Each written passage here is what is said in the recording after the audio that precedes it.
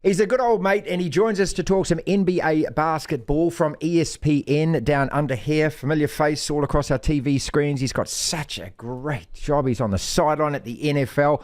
He does, of course, the MMA, the UFC for us, and covers NBA, which we're talking about today. It's a warm welcome back to Phil Murphy. G'day, mate. How are you? Martin, that's quite an introduction. It's great to be back.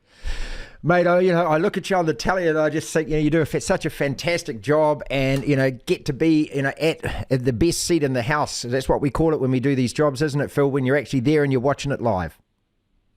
Yeah, I always try and, even on the long days, early flights, late nights, which it is. I mean, the game goes final, and that's when our work typically begins.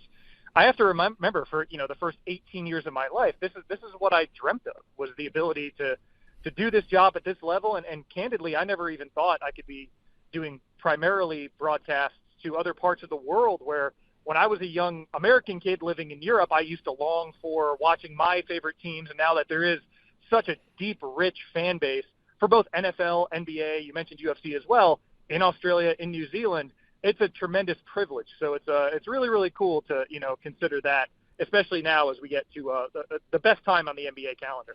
Look, every night, the games, most of the games in the afternoon here, we get some in the morning, of course, and it just seems that there is just consequence to all of these matches. We're down to pretty much half a dozen games for most of the teams, and then we start the play-in games just after Easter. So let's go through both conferences to start with, and I want to start with the West because this is just bing-bong nutso, isn't it? I mean, there's still 5 or 6 teams there that, depending on how these next half dozen games go, is where they're going to position themselves in that points table, and it's crucial.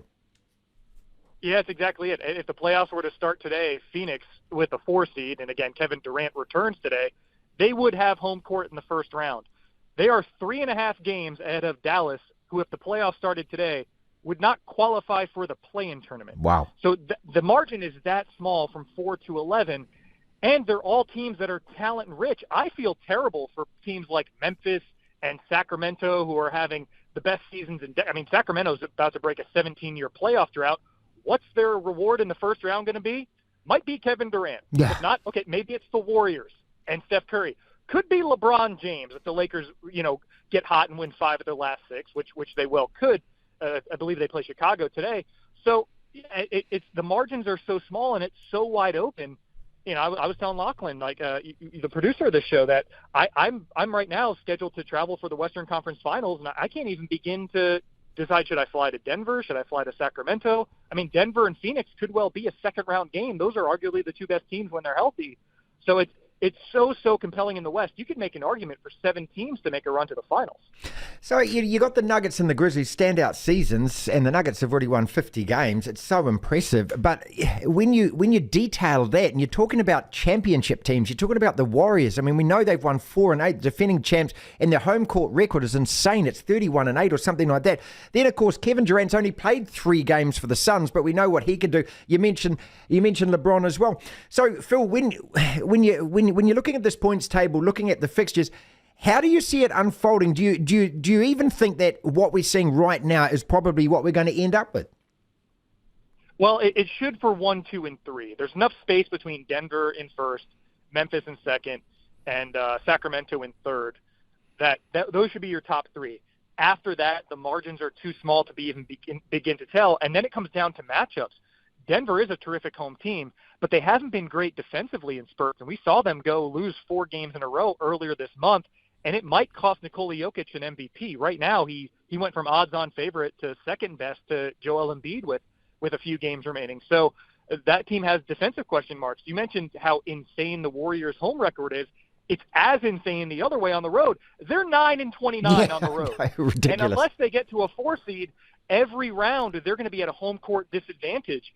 I don't know how you sort that out now because, they've had stretches of lack of fitness or whatnot, but there have been many games when it's Steph, Clay, and Draymond, their big threes on the floor, and they're not getting it done on the road. 9-29, that's the 4th worst road record in the NBA.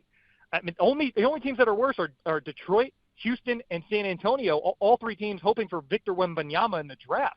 And the Warriors are hoping for a championship. So those road concerns really, really make me a little shaky. And Kevin Durant, as terrific as he is, he only has 3 games with the Suns. I feel like he's introducing himself to Jock Landale in the layup line because he doesn't know who half these guys are. Can he lead a team that he's just started to play on, especially if they have to go into tough road environments? So, I mean, ultimately, I do think Denver's home court will carry them to a Western Conference Finals, and then it comes down to matchups and fitness. If the Lakers are fully fit, which is a big if, because they really haven't been for much of the season, and they can defend, I mean, there isn't a team in 7 games that they can't necessarily beat. But I think right now everybody's got a bit of fear for the Suns because they knew what that baseline was with Booker and Ayton. Now you add Kevin Durant, even if his role is just catch and shoot. He's so prolific and so dangerous at that. I do think it's going to be a Suns team that can run the table. But you look at the lineups even then, Martin, they could end up getting Denver in the second round. So really nothing is given at this point. Phil Murphy is with us from ESPN. We're talking about the NBA. Just a half a dozen games to go in the regular season before we start hitting the playoffs and the play-in tournament before that, obviously. All right, so, how much of this has been shadow boxing? Because the players that you're mentioning, look, they...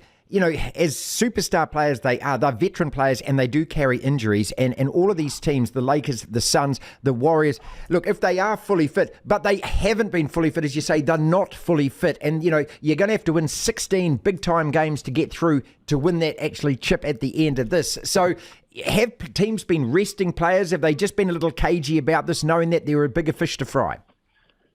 They have, and the league is trying to sort out how to manage that because on a given night you'll see the best players in the league, Giannis Antetokounmpo, Joel Embiid sat out against the Nuggets, and we were thinking, man, top 2 MVP candidates, potential finals preview, Sixers, Nuggets.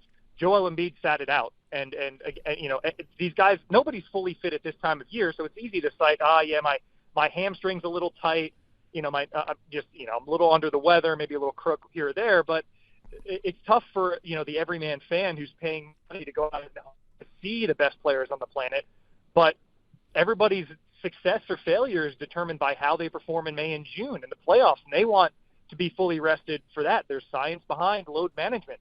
So the league is really trying to sort out what to do with it. The silver lining in that is these stars are as healthy as they can be as we get to this final week of the regular season and then the playoffs starting at middle of April and then going for 2 months where it's a really arduous schedule. There is not – every game is high intensity. All the best players who were averaging maybe 33 minutes a night during the regular season, that's going to go up to 40 minutes a night for the playoffs. So, yeah, the teams are fully fit. I don't know if I'd go so far to say as shadow boxing, but, maybe the records aren't completely indicative of the potential just because sometimes your Giannis, your Joel Embiid will sit a night out, whereas players from past generations would not have. A couple more quick questions on the Western Conference before we turn our attention to the East. This Grizzlies side, I mean, I read so much about it, how unpopular that they are. They've got a swag. They got, they kind of have this kind of macho aspect to them, almost a gangster thing going on. Can they remove all of those distractions, play ball, and actually fulfill their true potential? Because on the floor when they are playing, they're such an exciting team. Yeah, frankly, I don't think they need to remove it. I think it's part of their identity, and it makes them such a tough out. I think the reason they're not liked around the league is because they don't take any nights off. Dylan Brooks plays as hard as anybody. Jaren Jackson Jr. is a menace inside. Ja Morant will cross you up, send you into the third row, and then laugh in your face and dunk it on you. I mean, it's not this old polished style of gentlemanly basketball. It doesn't need to be. For Memphis, that fan base adores them, and they come out to the grindhouse. They're loud every night, and they have a terrific home court advantage. They're the 2 seed in the West. The curious thing for me with Memphis was when Ja Morant served what proved an 8-game suspension, he brandished a firearm on Instagram Live in a nightclub in Denver after a win. The league cited conduct detrimental to the league. Some people close to Ja Morant said, hey, this guy might be spiraling out of control a little bit. He went into a substance abuse facility for a few days, reportedly. So those types of things with the team, we thought, okay, the Grizzlies are going to slide in the standings.